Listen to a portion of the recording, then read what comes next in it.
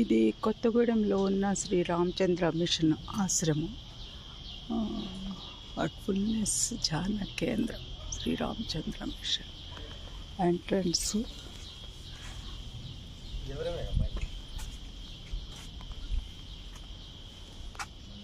Gate.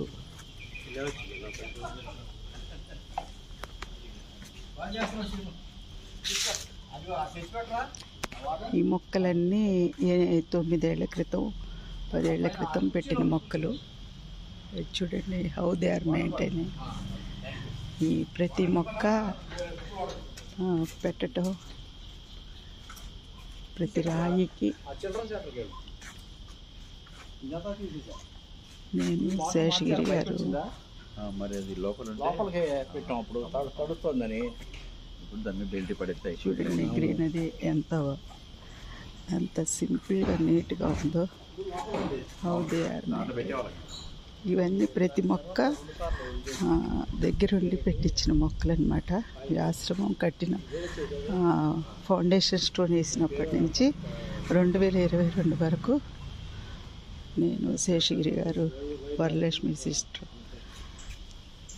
ఇలా పద్మావతి, ఇలా కొంతమంది అభ్యాసీల యొక్క దీక్షతోటి ఏర్పడింది. ఇది మాకు సింగరేణి స్థలం ఇచ్చింది.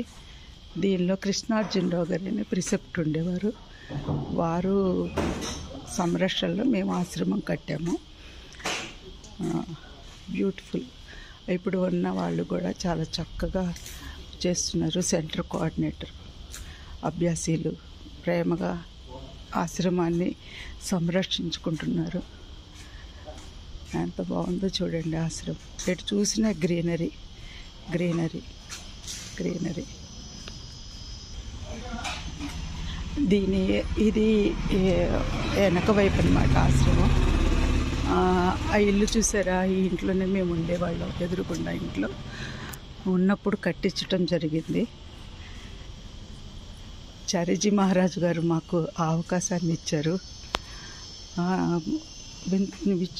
సంతోషించే విషయం ఏంటంటే, ఇప్పుడు ఉన్న వాళ్ళు 2002లో ఈ ఆశ్రమాన్ని పూర్తిగా తయారు చేయటం జరిగింది. ఈ 2002 నుంచి 2022 వరకు ప్రతిదీ మా నలుగురు కలిసి కట్టించటం జరిగింది. అందరు అభ్యాసీలు సహకరించారు ప్రేమగా. అదనమాట. ఇది కట్టించినప్పుడు మేము ఎవరు ప్రిసెప్టర్లం కాము, ఏమీ కాము, మంచి అభ్యాసీలమే అంతే. ఇది మేము చిల్డ్రన్ సెంటర్ లాగా కట్టుకున్నాము, అకామిడేషన్కి ఇచ్చుకున్నాము. ఇప్పుడు ఒక సర్వెంట్ క్వార్టర్ లాగా 2 రూమ్స్ ఇస్తున్నాము. ఇది టోటల్గా ఇదంతా చిల్డ్రన్ సెంటర్. వెనకాల ఒక రూమ్ ఉంది చిల్డ్రన్ సెంటర్. ఈ 2 రూమ్స్ మేము సర్వెంట్కి ఇచ్చాము. ఇది చిల్డ్రన్ సెంటర్. ఈ రూమ్లో మేము చిల్డ్రన్ సెంటర్ కండక్ట్ చేస్తాము. సండే నాడు మాత్రం ఇది ఓపెన్ ఫర్ చిల్డ్రన్. అట్లా ఇప్పుడు ప్రస్తుతం ఫ్యామిలీ ఇస్తున్నాము. ఫ్యామిలీ అంతా కస్టోడియన్ లాగా ఉంచుతారు. ఈ మొక్కలు మేము అక్కడక్కడ తెచ్చాము. వెనక మొక్కలంతా ఇట్లా గ్రీనరీ ఉండాలని పెద్ద మొక్కలు పెట్టాము. మేము ఇక్కడ ఒక ఫంక్షన్ ఉంటే వచ్చాము. ఇది చూడండి, ఇది ఎంట్రన్స్. దీంట్లో 250 మంది దాకా కూర్చునే హాల్ అన్నమాట. ఈ హాల్ కట్టాము. మధ్యలో చూసారా, తాండూరు స్టోన్స్ ఖచ్చితంగా వేయాలని వరలక్ష్మి సిస్టర్ బాగా అడిగేవారు. మాకు ఇది మనప్పాకం, బొనసాయి మనప్పాకం అనుకునేవాళ్ళం. మనప్పాకంలో ఎటువంటి స్ట్రక్చరు ఉన్నదో అటువంటి స్ట్రక్చర్ ఎక్కువగా ఇక్కడ కొత్తగూడెం ఆశ్రమంలో కనపడుతుంది. చూడండి, ఇది ఈ సింహాసనముకి చాలా అతను వచ్చి చూసుకున్నాడు. కుర్చీ కార్వింగ్ చేసే అతను ఇక్కడ నాకు ఈ డిజైన్ వేయాలనిపిస్తుంది అని చెప్పి తను డిజైన్ గీసుకున్నాడు. ఇదేంటంటే ఇక్కడ విచిత్రము చూడండి, ఈ బాల్, ఇదిగో ఈ బాలు కదులుతూ ఉంటుంది. It is a movable Balu. 2 సింహాలు మనకి మనపాకంలో 2 సింహాలు ఎదురుగుండా చారిజీ మహారాజు గారు కట్టించిన ఆశ్రమంలో అక్కడ చూసాం కదా, అదే అన్నమాట చిన్నగా ఇక్కడ ఇట్లా కట్టడం జరిగింది. ఇది కూడా, ఈ కార్పెట్ కూడా కాశ్మీర్ నుంచి వచ్చిన కార్పెట్, చాలా వాల్యుబుల్ అనమాట. ఇట్లా అభ్యాసీలు ఎవరు పడితే వాళ్ళు ఓపెన్ హార్ట్ తోటి ఇవ్వటం వలన ఈ చిన్న ఆశ్రమం కట్టుకోగలిగాము.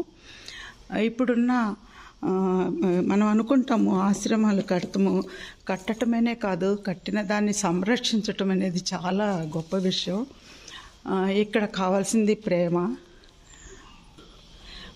ఎప్పుడైతే ప్రసరిస్తుందో అప్పుడు దాంట్లో రిచ్నెస్ కనపడుతుంది. అలా కొత్తగూడెం ఆశ్రమంలో అనుక్షణము అభ్యాసీలందరూ ఎంతో ప్రేమగా అందరూ కలిసిమెలిసి ఉండటం వలన ఇది కొత్తగా కట్టిన ఎక్స్టెన్షను. ఇప్పుడు ఉన్న అభ్యాసీలు, సెంటర్ కోఆర్డినేటర్ వీళ్ళందరూ కూడా ఒక మంచి ఆలోచనతోటి కట్టారు. చాలా బాగుంది కదా. మొక్కలు మాకు గార్డెనర్ ఉండేవాడు, అతను చనిపోయారు. అతను పెట్టిన ఏ మొక్కని మళ్ళీ మేము తీయలేదు, దాన్ని మెయింటైన్ చేస్తున్నాము. చూడండి, సింపుల్, స్వీట్ అండ్ బ్యూటిఫుల్ కదా ఆశ్రమం. ఇక్కడ మేము చారిజీ గారు వస్తారు, అక్కడ చైర్ వేసి కూర్చోబెడదాం అనుకుని అది కట్టాము. అట్లా ప్రతి కన్స్ట్రక్షన్ వెనకాల ఒక చిన్న జ్ఞాపకము, ఆనందకరమైన విషయము చోటు చేసుకున్నాయి. ఆశ్రమం ఎప్పుడు ప్రేమతో నిండిన అభ్యాసీలు ఉంటే కనుక ఖచ్చితంగా ఇలాగే కళకళలాడుతూ ఉంటుంది. కొత్తగూడెంలో చక్కటి అభ్యాసీలు ఉన్నారు. ఇదిగోండి మిషను, బోర్డు, హార్ట్ఫుల్.